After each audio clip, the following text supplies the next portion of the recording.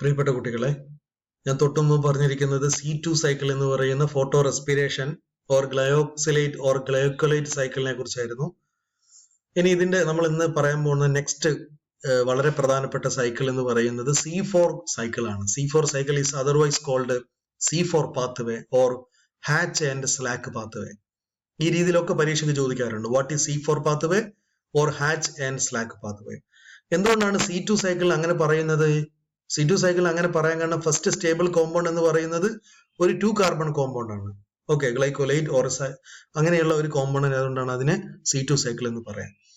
But here the first stable compound is a C4 acid. That is why it is called a C4 cycle.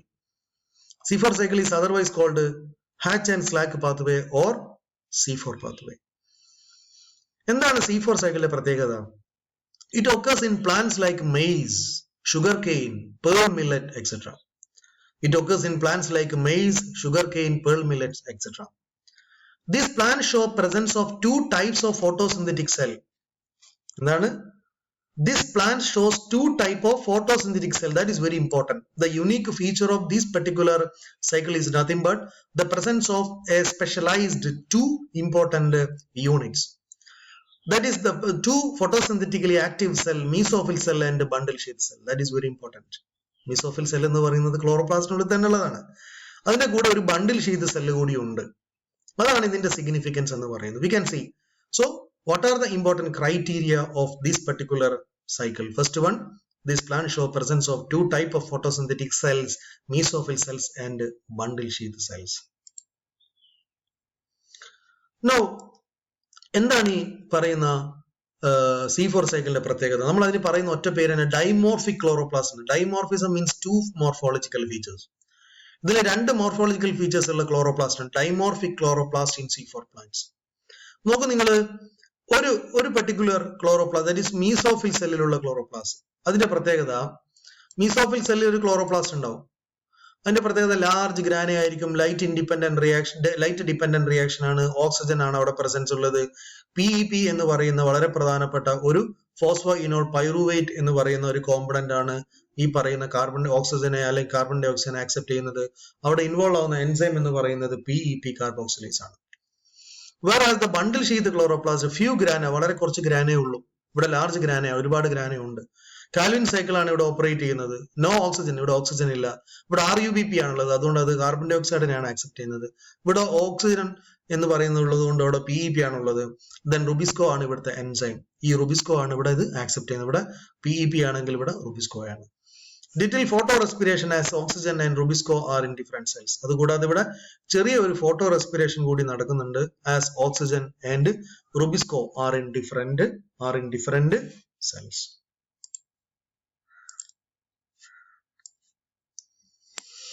Now, എന്താണ് C4 plant? What are the important characters of C4? ചിലപ്പോൾ ചോദിക്കും 1 മാർക്കിന് write an account on C4 plants. എന്താണ് C4 plant? Produce acid with 4C atom. It produce acid with 4C atom എന്ന് പറയാം. 4 carbon atom ഉള്ള ഒരു acid produce ചെയ്യുന്നു. That is called oxaloacetic acid. Okay. Can keep stomata closed on hot days. Can keep stomata closed on hot days. But photorespiration does not occur. Can keep stomata closed on hot days. പകൽ സമയത്ത് stomata closed ആണ്, but photo respiration does. അത് എന്ന് വിചാരിച്ചിട്ട് photo respiration നടക്കില്ല. നമ്മൾ തൊട്ടു മുമ്പ് പറഞ്ഞിട്ടുണ്ടായിരുന്നു, വളരെ C3 സൈക്കിളിൽ നിന്നും C2 സൈക്കിളിലേക്ക് വന്നത് എങ്ങനെയാണെന്ന് വെച്ചാല് C3 പ്ലാന്റ് പകൽ സമയത്ത്, ചൂടുള്ള സമയത്ത് സ്റ്റൊമാറ്റ ക്ലോസ് ആവും. അതുകൊണ്ട് അവിടെ ഫോട്ടോ റെസ്പിറേഷൻ നടക്കുന്നതും പറഞ്ഞു. But here the stomata are closed but does not occur photorespiration. Are mostly tropical. ഇത് മിക്കവാറും C4 പ്ലാന്റുകളൊക്കെ ട്രോപ്പിക്കൽ പ്ലാന്റ് ആണ്. ആൻഡ് സബ് ട്രോപ്പിക്കൽ, അതുകൂടാതെ സബ് ട്രോപ്പിക്കൽ പ്ലാന്റിലൊക്കെയാണ് നടക്കുക. എക്സാമ്പിൾ മൈസ്, നമുക്കറിയാം, കോൺ, ഷുഗർ കെയിൻ, ഇതിലൊക്കെയാണ് സാധാരണ ഇത് നടക്കുന്നത്, ഈ സൈക്കിൾ നടക്കുന്നത്. ദെൻ 10% ഓഫ് ഓൾ പ്ലാന്റ്സ്, മിക്കവാറും 10% എല്ലാ പ്ലാന്റിലും ഈ പറയുന്ന C4 സൈക്കിൾ നടക്കുന്നുണ്ട്. പ്രധാനമായിട്ടുള്ള പ്ലാന്റുകൾ ഒന്ന് കോൺ, ഷുഗർ കെയിൻ, മൈസ്, ഇതിലൊക്കെയാണ് C4 സൈക്കിൾ ഓപ്പറേറ്റ് ചെയ്യുന്നത്. Now, എന്താണ് C4 photosynthesis, C4 pathway or C4 photosynthesis? First തന്നെ അറ്റ്മോസ്ഫിയറിൽ നിന്നൊരു കാർബൺ ഡൈ ഓക്സൈഡ് വരുന്നു. ഈ കാർബൺ ഡൈ ഓക്സൈഡ് ആരാണ് ആക്സെപ്റ്റ് ചെയ്യുന്നത്? HCO3 ആയി മാറുന്നു. Okay, phosphoenolpyruvate. Okay, then HCO3 നേരെ കാർബോക്സിലേഷനിലേക്ക് പോയിട്ട് ഒരു C4 ആസിഡ് ഉണ്ടാവും. ഓക്കെ, ഡീറ്റെയിൽ ആയി നമുക്ക് പറയാം. ദെൻ C4 ആസിഡ് ഡീകാർബോക്സിലേഷന് വിധേയമാവുന്ന ഒരു കാർബൺ ഡൈ ഓക്സൈഡ് റിലീസ് ചെയ്യുന്നു. എന്നിട്ട് ഇവിടെ കാർബൺ സൈക്കിൾ ഓപ്പറേറ്റ് ചെയ്യുന്നു. ഓക്കെ, ദെൻ അവിടെ C3 ആസിഡ് ഉണ്ടാവും, ദാറ്റ് ഈസ് ഫോസ്ഫോഗ്ലിസറിക് ആസിഡ് ഉണ്ടാവും, നോർമലി ഷുഗർ ഉണ്ടാക്കുന്നു. ദെൻ വീണ്ടും ഈ പറയുന്ന C4 ആസിഡ് റീജനറേറ്റ് ചെയ്തിട്ട് വീണ്ടും ഫോസ്ഫോയിനോൾ പൈറുവിക് ആസിഡ് ആയി വരുന്നു. അത് atmospheric carbon dioxide accept ചെയ്തിട്ട് HCO3 ആവുന്നു. സോ HCO3 എന്ന് പറയുന്നത് വാട്ട് ഈസ് കാർബോണിക് ആസിഡ് ആണ്. അത് ഓട്ടോമാറ്റിക്കലി ഒരു ഓക്സാലിക് ആസിഡ് ആയി മാറും. ആ കഥ നമുക്ക് പറയാം. ഇനി ഇതാണ് normal procedure. So what are the important sequential steps of this particular C4 cycle that we can see. നമുക്ക് ഞാൻ ഓൾറെഡി പറഞ്ഞിട്ടുണ്ടായിരുന്നു, രണ്ട് പ്രധാനപ്പെട്ട ക്ലോറോപ്ലാസ്റ്റ് ഉണ്ട്. ഒന്ന് മീസോഫിലും മറ്റൊന്ന് ബണ്ടിൽ ഷീത്തിലും. ഇതാണ് ഫോട്ടോസിന്തറ്റിക് സെല്ല്. നമുക്കറിയാം മീസോഫിൽ, പാലിസൈഡ് ആൻഡ് സ്പോഞ്ചി പാരങ്കൈം ഉണ്ടാവും. തൊട്ട് താഴത്ത് ബണ്ടിൽ ഷീത്ത് ഉണ്ട്. ബണ്ടിൽ ഷീറ്റ് എന്ന് പറയുന്ന ഒന്നുമില്ല, അത് ഈ പറയുന്ന വാസ്കുലർ ബണ്ടിലിനെ പൊതിഞ്ഞുകൊണ്ടിരിക്കുന്ന ഒരു പ്രൊട്ടക്റ്റീവ് ലെയർ ആണ് ബണ്ടിൽ ഷീത്ത്. അപ്പൊ ഇവിടെ അതിന്റെ നേരെ പിക്ചർ ഇങ്ങോട്ട് എടുത്ത് കാണിക്കുകയാണ്. ഇതാണ് മീസോഫിൽ സെൽ, ഇത് വലുതാക്കി വരച്ചെന്നേ ഉള്ളൂ. ഇതാണ് ബണ്ടിൽ ഷീത്ത് സെൽ. അപ്പൊ മീസോഫിൽ സെല്ലിലൊക്കെ ആദ്യം കാർബൺ ഡൈ ഓക്സൈഡ് പുറത്തുനിന്ന് വരും. ഇത് പ്ലാന്റ് ആണ്, C4 പ്ലാന്റ് ആണ്, മെയ്സ് പ്ലാന്റ് ആണ്. സാധാരണ അത്തരത്തിലുള്ള പ്ലാന്റിലേക്കാണ് ഈ പറയുന്ന പരിപാടിയൊക്കെ നടക്കുക. ഇനി നമ്മൾ മനസ്സിലാക്കേണ്ടത്, C4 പ്ലാന്റിലോട്ട് കാർബൺ ഡൈ ഓക്സൈഡ് വരികയും കാർബൺ ഡൈ ഓക്സൈഡ് ആരാണ് സ്വീകരിക്കുന്നത്? PEP ആണ്, ഫോസ്ഫോയിനോൾ പൈറുവിക് ആസിഡ് കാർബോക്സിലേസ് ആണ്. അത് സ്വീകരിച്ച ഉടനെ തന്നെ എന്തായി മാറും? ഇതിന് 3 കാർബൺ കോമ്പൗണ്ട് ആണ്, ഇത് ഒരു കാർബൺ ആണ്. അപ്പൊ 3 + 1 4. അങ്ങനെ ഫസ്റ്റ് തന്നെ ഒരു 4 കാർബൺ ആസിഡ് ഉണ്ടാവുന്നു. That is the first stable compound. അതുകൊണ്ടാണ് ഇതിനെ C4 ആസിഡ് എന്ന് പറയുന്നത്. That is hatch and Slack pathway. That is C4 acid, that is oxalo acidic acid. ഈ ഓക്സാലോ ആസിഡിക് ആസിഡ് ഉണ്ടായ ഉടനെ തന്നെ എന്തായി മാറും? They will converted into malic acid. ഈ മാലിക് ആസിഡ് നേരെ എങ്ങോട്ട് പോകും? ബണ്ടിൽ ഷീത്തിലോട്ട് പോകും. ബണ്ടിൽ ഷീത്തിൽ നിന്ന് ഈ മാലിക് ആസിഡ് ഡിസോസിയേറ്റ് ചെയ്തിട്ട് ഒരു കാർബൺ ഡൈ ഓക്സൈഡ് ഫോം ചെയ്യും.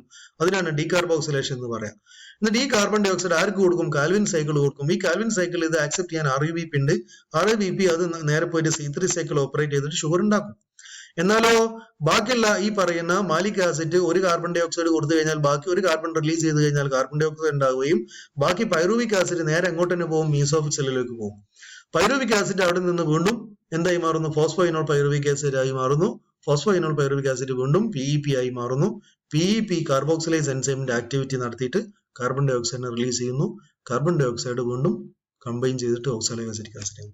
So this is what is called C4 cycle. അപ്പൊ ഒന്നുമില്ല, C4 സൈക്കിൾ എന്ന് പറയുന്നത് we can say that the cycle which is happening in a particular type of plant, especially tropical plants. So these tropical plants has a capacity to produce an acid instead of sugar. So thereby another important process, that is this particular acid will enter into the another important chloroplast area, that is called bundle sheath area, where they will dissociate to form pyruvic acid, and from this dissociation they will release one more carbon dioxide, and that carbon dioxide can be accepted by RUBP and they will operate C3 cycle. അപ്പം ഇതൊരു alternative ആണ് കേട്ടോ. നമ്മൾ തളിപ്പറമ്പിലേക്ക് main ആയിട്ട് വരുന്ന വഴി കരിമ്പം, ശ്രീകണ്ഠാപുരം കരിമ്പം എന്ന് പറയും. അതേസമയം സർസേ കോളിന്റെ അടുത്തുകൂടെയും എങ്ങോട്ട് എത്താം? തളിപ്പറമ്പിലേക്ക് എത്താം. പിന്നെ അതേപോലെ തന്നെ നമ്മുടെ തൊട്ടുപ്പുറത്ത് ബദരിയ നഗർ വഴിയും തളിപ്പറമ്പിലേക്ക് എത്താം. So we can say that all these are the alternative pathway. Finally നമ്മുടെ പരിപാടി അല്ലെങ്കിൽ നമ്മുടെ പ്രോഗ്രാം എന്താണ്? ഷുഗർ പ്രൊഡ്യൂസ് ചെയ്യുക എന്നുള്ളതാണ്. So this is what is called Hatch and Slack or C4 cycle. കുറച്ചും ഡീറ്റെയിൽ ആയിട്ട് പറയാം. ഇതാണ് PEP കാർബോക്സിലേസ്. ഒന്നാമത്തെ step, mesophyll cell, the enzyme PEP carboxylase add carbon dioxide to PEP. Okay.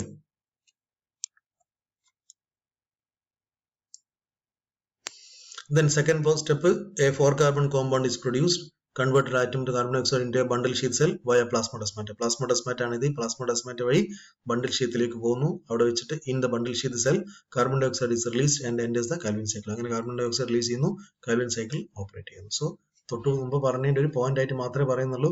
അതുകൂടാതെ ഇവിടെ ATP എന്താക്കുന്ന ATP utilise ചെയ്യപ്പെടുന്നു, produce ചെയ്യപ്പെടുകയും utilise ചെയ്യപ്പെടുകയും ഒക്കെ ചെയ്യുന്നുണ്ട്. Mainly these ATP are utilized for this process.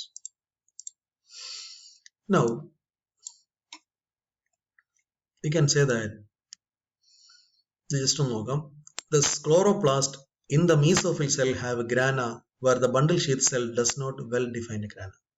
ഇനി ഇവർ തമ്മിലുള്ള കുറച്ച് ക്യാരക്ടേഴ്സിന്റെ ഡിഫറൻസ് ആണ്. The chloroplast in the mesophyll cell have grana where the bundle sheath cell does not well defined grana. carbon dioxide is accepted.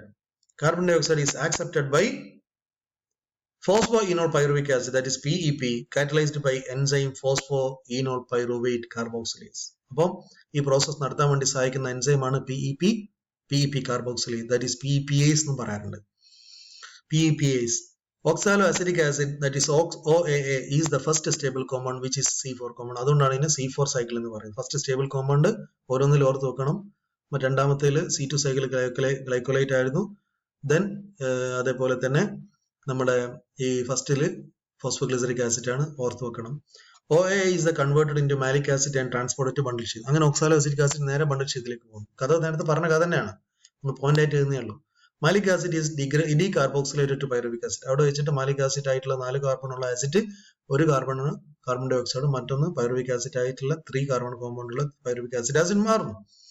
Then carbon dioxide liberated is used for Calvin cycle. അങ്ങനെ release ചെയ്യപ്പെട്ടിരിക്കുന്ന carbon dioxide release ചെയ്യും, അത് Calvin cycle operate ചെയ്യാൻ സാധിക്കും. Pyruvic acid is transported back to mesophyll where it is used for regeneration of PEP.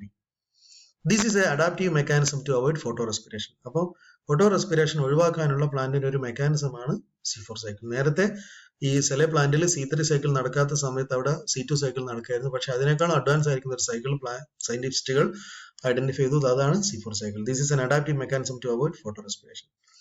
Decarboxylation of malic acid maintain high concentration of carbon dioxide so that Rubisco function as carboxylase and not oxygenase.